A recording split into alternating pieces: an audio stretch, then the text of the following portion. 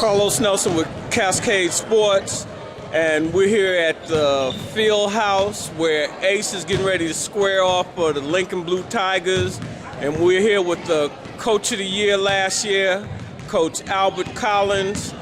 Coach, tell us how you plan to play Lincoln tonight. Well, the best way we can. Once again, I've talked to you before. One of the biggest things I'm about is a team effort. So tonight, a couple of good players, a couple of my seniors are under the weather. So we're going to try to hold the fort as best we can. So you're going to play a lot of defense? Yes, sir. Defense is our offense once again. Yeah. Hey, Coach, just got finished interviewing a couple of your players. One of your boys, he had a real good game against them last time. I think he said 17 points, yep. 15 rebounds, a bunch of steals and what have you. They've stung you up twice this year, my understanding.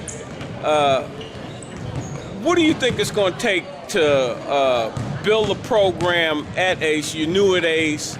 Tell us a little bit about what you're looking forward to with the program that you have. What I'm looking forward to is the underclassmen I have coming up. We have a great group of freshmen. We actually practice at 6 o'clock in the morning. And we have over 17, 20 kids for our freshman team showing up at 6 o'clock in the morning for practice. So that shows me a good culture climate that's about to come up in the ranks. All right. And the best thing we try to do is have our seniors be leaders. But we have to teach our seniors to be leaders because not all the time have they been taught to be leaders. So right now, it's a tradition. Seniors should be leaders. How different do you work with these kids than you had the type of kids that you had last year?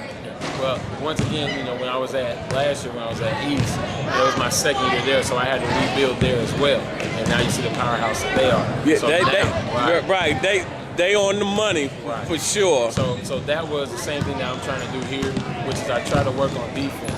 Defense wins championships. Offense puts people in the seats. So we got to work on defense first and teaching them to have defense and hard work. Working on their fundamentals? Yes, sir. Say after, we can make sure we get our shots up after practice. But during practice, we make sure we're working on our team. Do they understand how important it is to be students of the game? Yes, they're learning. Right now, because the first time they all got to come from different schools, they get to see that we actually record the game and then we actually go back and watch the game and we do a film study. And film studies take about an hour just for the first half. So that first half, while we're waiting to switch gyms for the girls, they're learning film study, they're learning history. How hard is it to not have 2 to 3 gyms like the suburban schools where they can go in and for our audience, they really don't understand the mechanics of the urban core. And when they look at the talent, you can't create that talent if you really sharing a gym with a volleyball team, a cheerleading team, the JV, the girls team. You don't have the same amount of practice time, and that's going to show up on the court. It does, because that's one of the reasons why sometimes we're behind. And like you said, how we rebuild, that's one of the things I'm working on with the principal. He's helping me out, and our athletic director.